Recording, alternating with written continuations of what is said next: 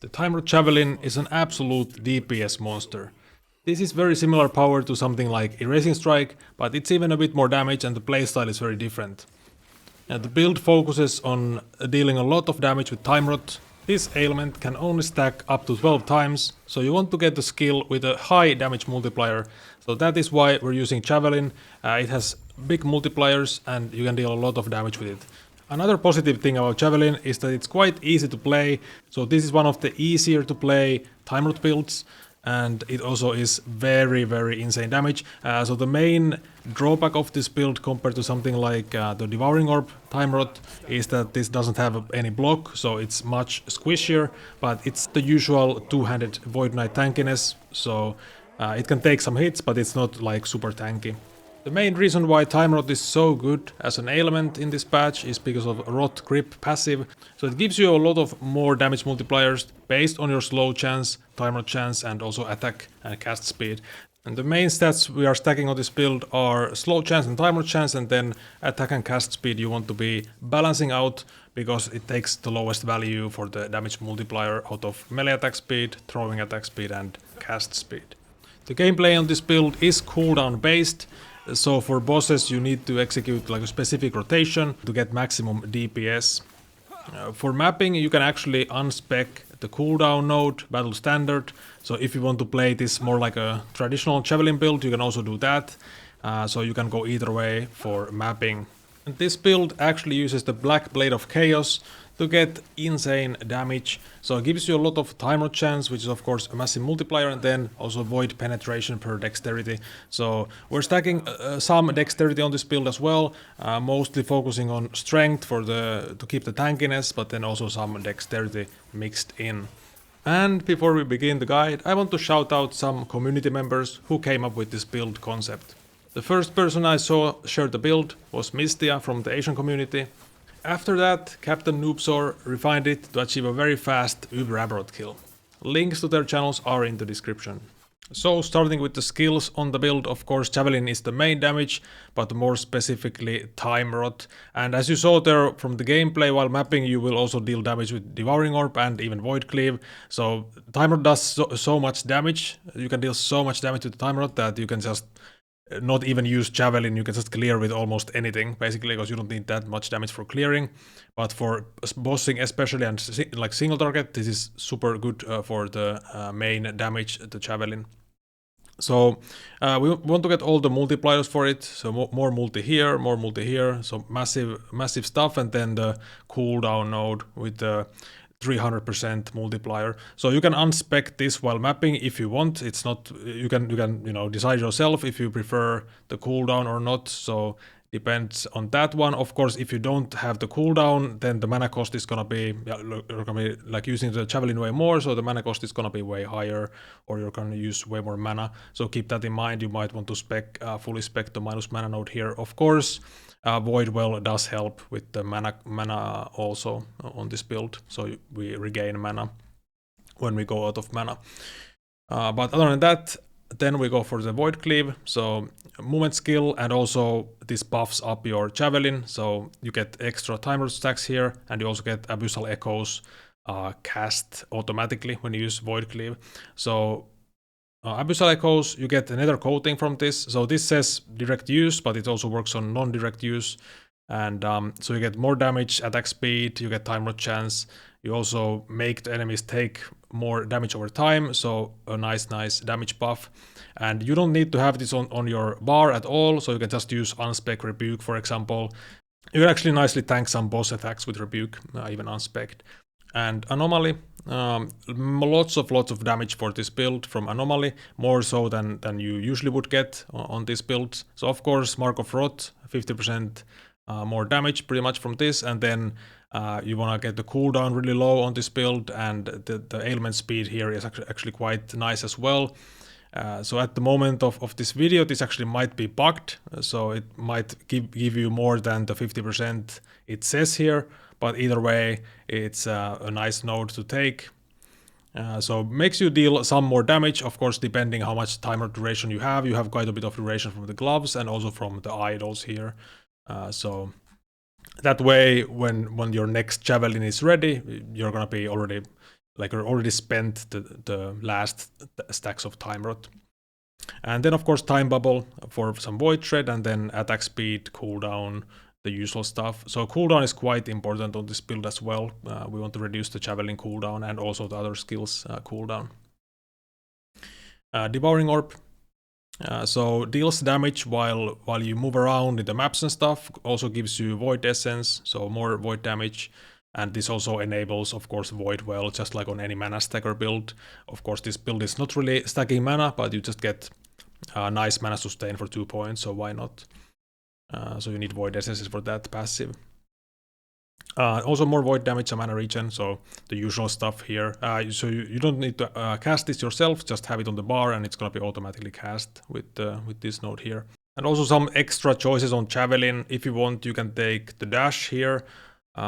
So a longer cooldown, but it's like a second movement skill. Can be nice for mapping. And for bossing, you do need to be executing like a specific rotation. So Void Cleave, Javelin, and then Anomaly is the main rotation if you have Frenzy chance on the, or Frenzy after Traversal on the boots. If you don't have this, then you need to evade with Nihilus to get Frenzy. So since I do have it on the boots, I can do Void Cleave and then Javelin and then Anomaly. So not too bad of a rotation, but you do need to make the right order of things, and the damage is of course very massive. You want to be doing Anomaly last because of the ailment speed, and so that's very important there. It's basically like a pop of damage pretty much. And then on Void Cleave you want to be hitting the enemy to actually proc the next throwing buff here. And for passives, of course, Rot Grip is the main passive we definitely want to get. So enables all the scaling for Time Rot. So the slow chance, timer chance, and attack speed, cast speed scaling.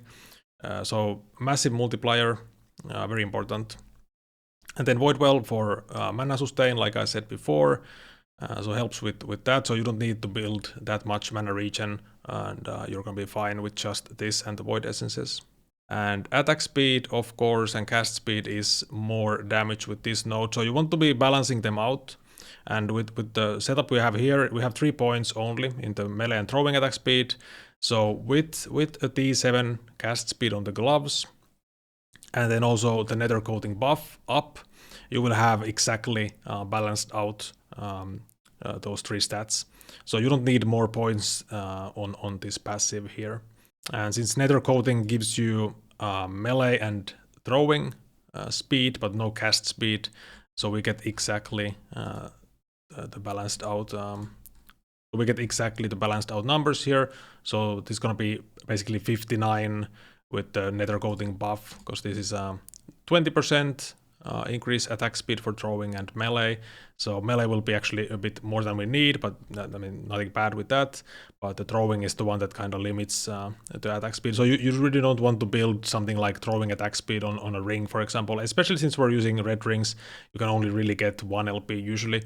So you don't want to sacrifice any of these attributes for attack speed.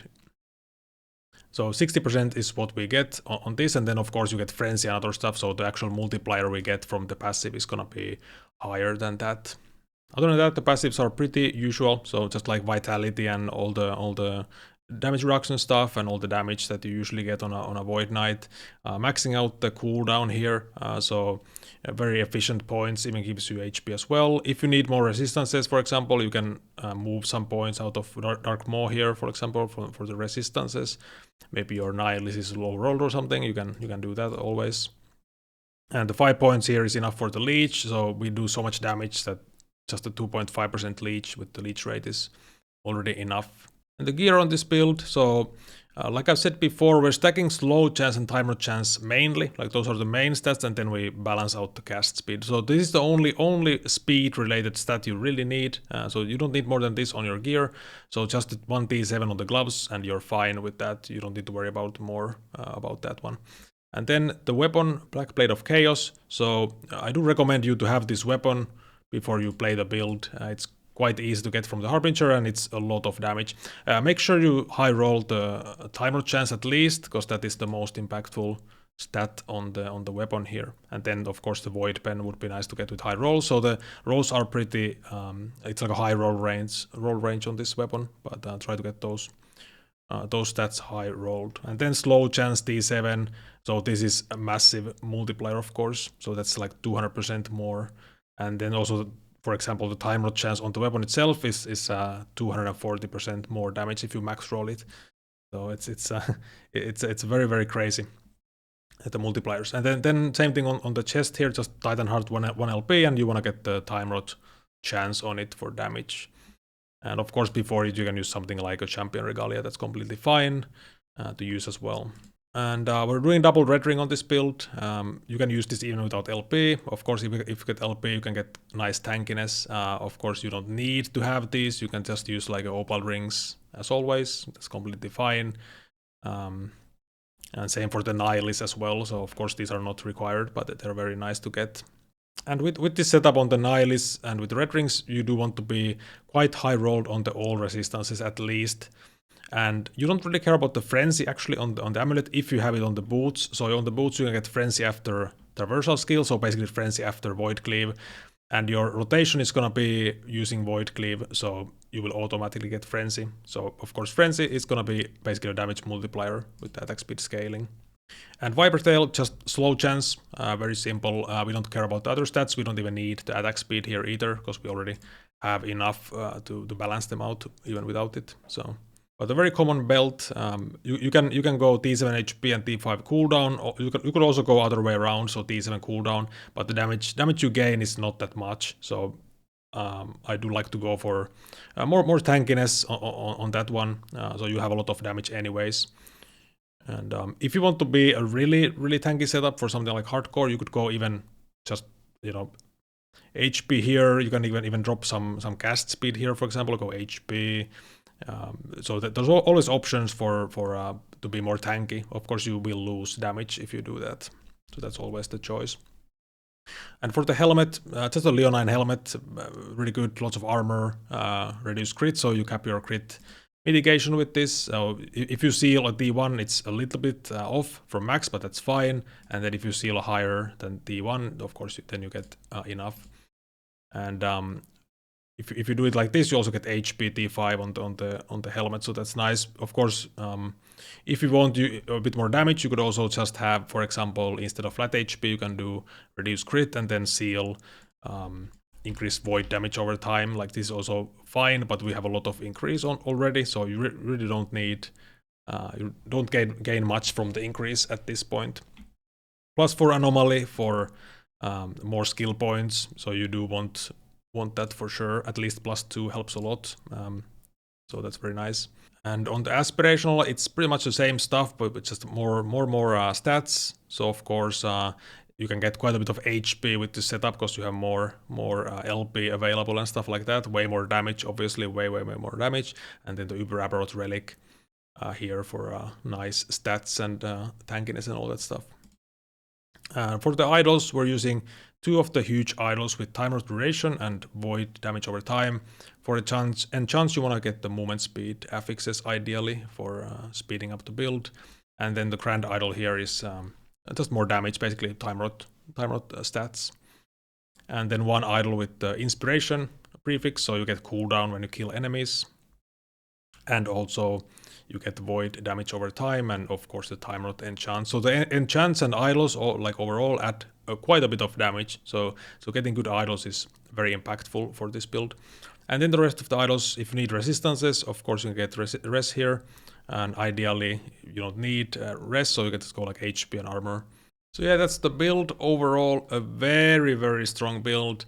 I would say maybe the highest DPS Sentinel at the moment. And also, I feel like this is definitely the easiest Uber Aberrot I've done in the game so far. So very good build. We'll see what they do with this in the future. I'm guessing there's gonna be a nerf in the next season, but at least for now, you can enjoy it and have fun with the damage and stuff like that. So yeah, thanks for watching. I'll see you in the next one.